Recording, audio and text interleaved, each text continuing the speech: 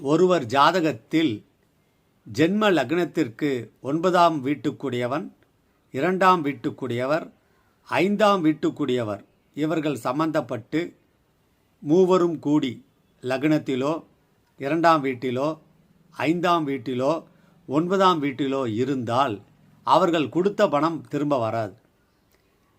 ஜோதிட ஒயில் கும்மி அப்படின்னு ஒரு புத்தகம், பழமையான நூல், 261வது பாடல்.